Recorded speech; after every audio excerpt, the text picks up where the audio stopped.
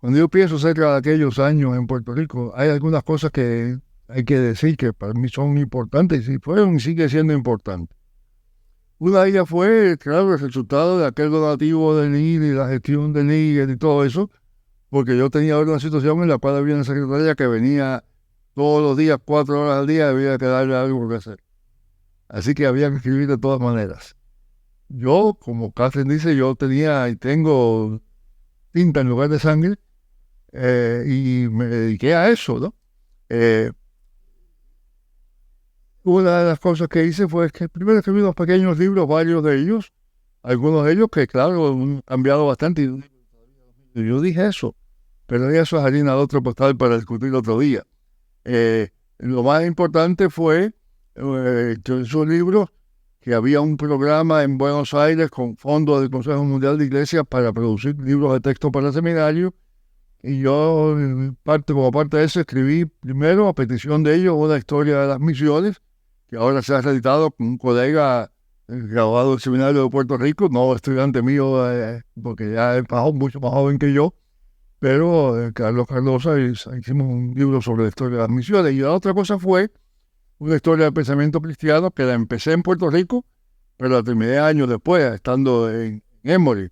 Pero ya en Buenos Aires se publicaron los primeros tomos, así que ya la gente me conocía. Cuando llegué a Emory y se tradujo eso al inglés, pues ya entonces la gente me conocía y me abrió muchas puertas para muchas otras cosas de que podemos hablar más adelante. Pero ese escribir para mí fue importante, no solamente por lo que resultó en que la gente conociera, sino porque también eh, escribir requiere pensar y requiere estudiar y requiere aprender. Quiere decir que yo no estaba solamente escribiendo para decir lo que ya sabía, estaba aprendiendo lo que tenía que decir y cómo decirlo y para quién decirlo. Y eso fue una cosa que me dio mucha forma a mi vida.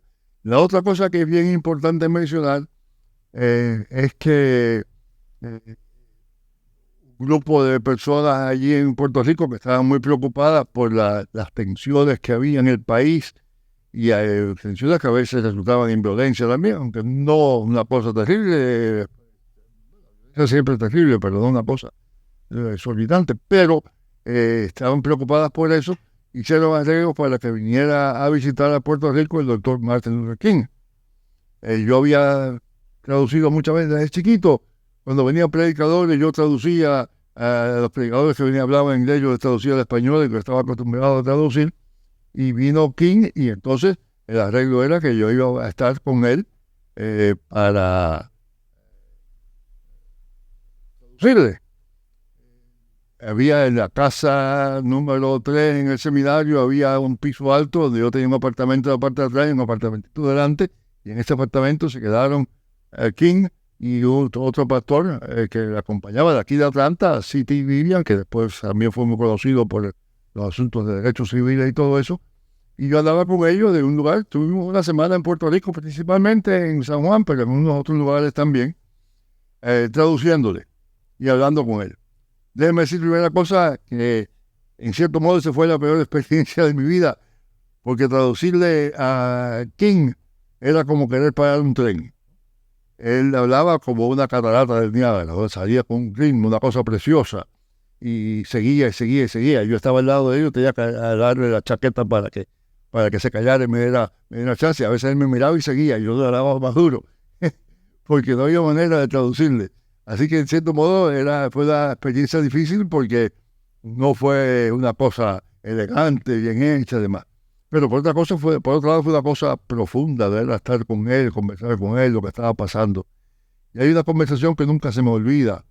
King estaba hablando con Vivian y conmigo, y estaba hablando él de que él estaba dándose cuenta de que era bien importante ocuparse no solamente de la cuestión de las razas, sino de la cuestión de la pobreza.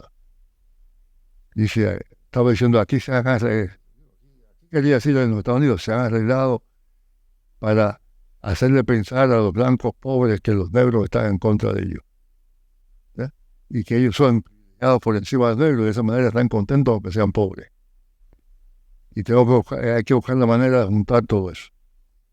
Y me acuerdo que Vivian le dice, eh, Martin, eso te va a costar, that's going to cost. Y él le dice, Yo lo sé, yo tengo que hacerlo. Y a los pocos meses, preparando la marcha para los... Y para mí eso siempre me ha quedado ese impacto, ¿verdad? Ese sentido de que lo tengo que hacer, aunque no sabía que lo iban a matar, pero lo mataron.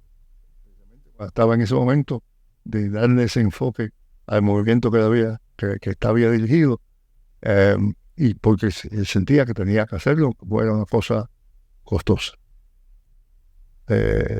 Siempre se me queda eso en la mente. Llega el corazón y ya no hay que decir lo que sentí cuando lo mataron.